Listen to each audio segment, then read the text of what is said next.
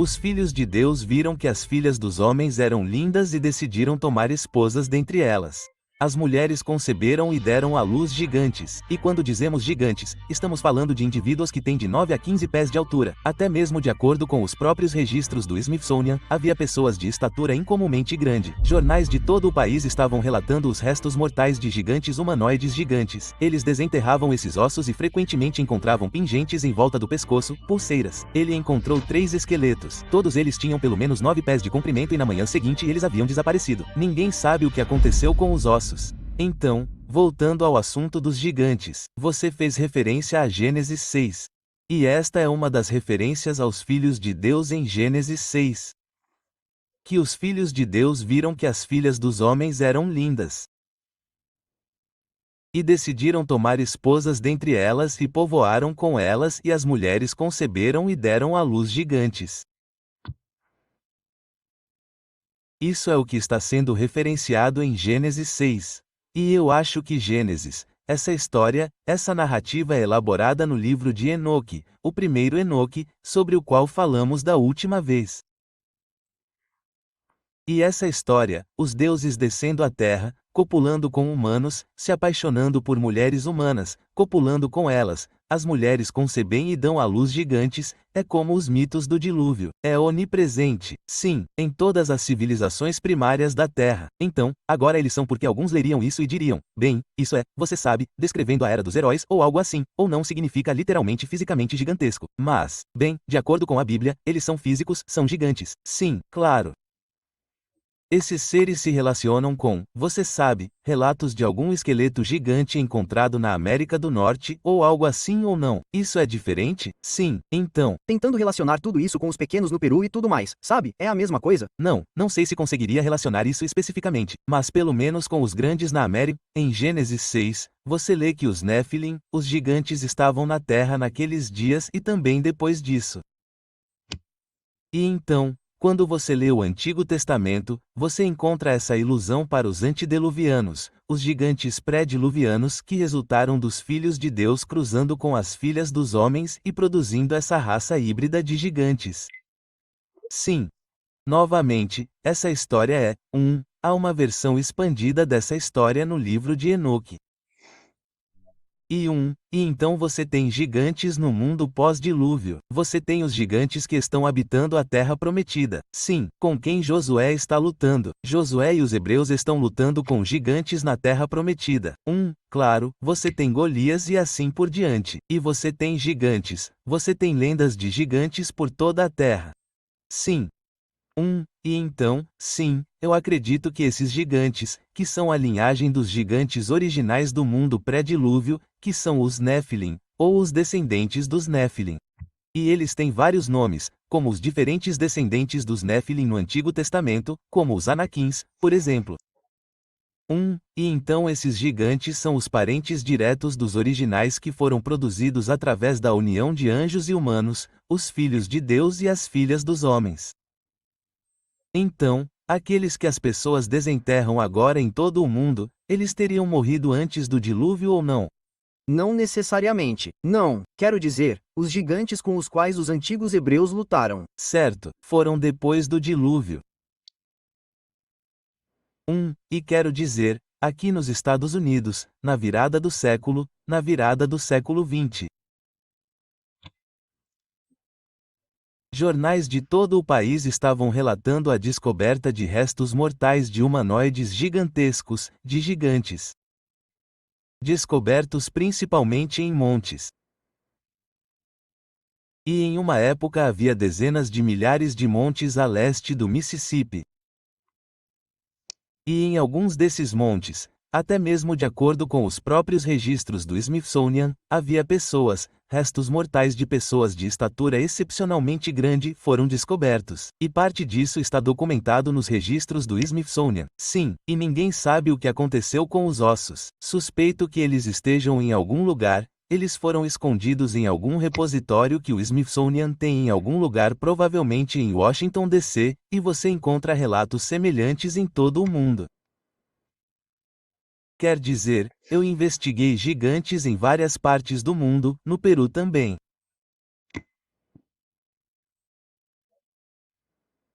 E no Peru, você sabe, a história da conquista do Peru vem de uma coleção de documentos que foram escritos pelos padres. Principalmente pelos padres que vieram para o Novo Mundo depois da conquista ou que vieram com os conquistas. Ah, certo. Não, você não está dizendo que não foram os padres indígenas de... Não, não, não. O padre católico veio e eles estavam envolvidos em uma empreitada para erradicar a idolatria no Peru. Sim. E esses são os registros dos quais derivamos a história da conquista do Império Inca. Esses mesmos documentos históricos. Sim, e isso é só para dar um exemplo de quão difundido isso é. E eu estava no Peru investigando gigantes e megálitos e coisas assim anos atrás. E eu me encontrei com um arqueólogo conhecido e prestigioso. Na época, ele estava dando, não na época em que me encontrei com ele, mas ele estava prestes a viajar para Washington, D.C., e dar uma palestra sobre os Incas.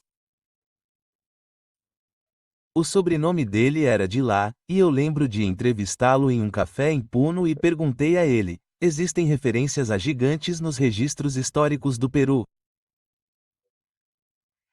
Sim. E os historiadores têm acesso aos arquivos digitais dos originais, certo, que estão na biblioteca em Lima. E ele disse: acho que não. Não estou familiarizado com nada disso, certo? Então, voltei para o meu hotel e, na manhã seguinte, estávamos nos preparando para sair e filmar algo, e ele entrou no hotel com um grande sorriso no rosto e disse: sabe, você me fez pensar sobre essa questão de haver ou não relatos de gigantes nos registros históricos. Então, entrei nos registros, nos arquivos digitais, fiz uma pesquisa só para ver e ele disse: não acredito em quantos relatos de gigantes existem nos registros históricos. Ele disse: esta é apenas uma amostra deles. Eu rapidamente destaquei alguns para você, e ele me deu um CD. E quando olhei o CD, eram todos esses cronistas diferentes. Sim, de diferentes períodos, desde os dias imediatamente após a conquista e na década de 1530 até 1600. E ele tinha entrado e destacado, e estes não eram todos eles. Estes eram apenas aqueles que ele rapidamente entrou e encontrou para mim porque estava curioso. E havia dezenas de referências aos ossos de gigantes que foram descobertos por todo o Peru. E não estamos falando de preguiças gigantes, não estamos falando de ossos de dinossauros, estamos claramente falando de humanoides. Santo Agostinho, mencionei Santo Agostinho antes. Santo Agostinho afirma ter descoberto o dente de um gigante, um dente de um gigante. Diz isso, seria do tamanho de 50 dentes humanos ou algo assim. Sim, e eu vou dar um exemplo. Em um caso, um exemplo específico. Acredito que isso vem dos registros, e posso estar errado sobre isso, de um padre chamado Arriaga. Posso estar errado sobre. Havia um bando de caras diferentes que escreveram no rescaldo da conquista, cujas obras são a documentação histórica da qual derivamos a história da conquista do Peru. Inecular, depois que os espanhóis conquistaram o Peru, na esteira dessa conquista vieram dois grupos. Você tinha os representantes da Igreja de Roma, os padres, e então você veio com eles. Você tinha os representantes da Espanha, da coroa espanhola. Eles eram chamados de basicadores. E então esses indivíduos, vieram para o Peru. Os padres estavam obviamente interessados em converter a população ao catolicismo e os bicais estavam lá para ficar de olho nas coisas para o rei da Espanha porque havia algo chamado de quinto real. Um quinto de todo o tesouro tinha que voltar para a coroa, certo? Então eles estavam lá e estavam fazendo registros muito meticulosos, certo? E havia um programa de extermínio da idolatria. Em outras palavras, o extermínio da idolatria entre os povos indígenas no Peru, e era sistemático. Eles iam de cidade em cidade e o que eles faziam eram os padres, os visitadores e seus quadros, ou quem quer que estivesse com eles, provavelmente soldados e assim por diante, e eles iam até uma aldeia e perguntavam aos povos indígenas.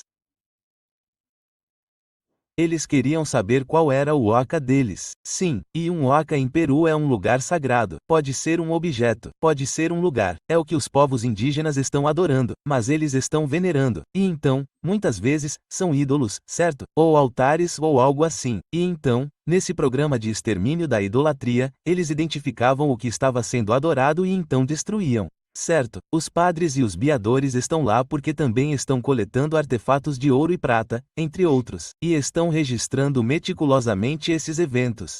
Em um caso, eles entraram em uma aldeia e geralmente queimaram um ídolo ou um altar, como eu disse, que eles destruíram. Mas, neste caso específico, eles entraram em uma aldeia e perguntaram aos moradores indígenas qual era o waka deles. Quais eram os deuses que eles adoravam? E eles não viram nenhum altar e não havia nenhuma indicação do que estavam adorando. Os nativos disseram a eles que o waka deles ou seus ídolos estavam na caverna. Sim. Então, os espanhóis, o padre e os biquitães, os representantes da coroa, entraram na caverna e registraram que o padre registrou especificamente que, quando entraram na caverna, a primeira coisa que encontraram foi, e estas são suas palavras, gentios mortos deitados no chão, e eles supõem que eles haviam sido sacrificados. Sim, sim, então eles penetram mais fundo na caverna e o que encontram? Eles descobrem que os moradores estavam adorando 3 corpos gigantescos que estavam sentados, como se estivessem sentados. Vestidos com cúmbia, que é o traje tradicional dos povos indígenas. Não me lembro se foi Arriaga, mas um dos registros dos padres diz que os corpos eram 6 vezes maiores que um homem normal. Eles mandaram remover os corpos da caverna e queimá-los na aldeia. Isso está nos mesmos documentos dos quais extraímos a história da conquista do Peru. E esse é apenas um dos vários exemplos de corpos de gigantes descobertos no Peru após a conquista. O mesmo pode ser dito, e lembra muito o que estava acontecendo aqui nos Estados Unidos com o Smithsonian e alguns outros. Agora, um pouco disso, e acho que precisamos fazer uma observação aqui, que alguns dos relatos de gigantes sendo descobertos nos montes, talvez até mesmo a maioria dos relatos fossem sensacionalistas, é claro. Porque na virada do século aqui na América, obviamente, os jornais tinham muita concorrência. As revelações privadas e milagres realmente acontecem e são inexplicáveis por meios naturais. E também, muitas pessoas sonham com coisas e têm boatos. O fato de haver boatos e alucinações não nega o fato de que há.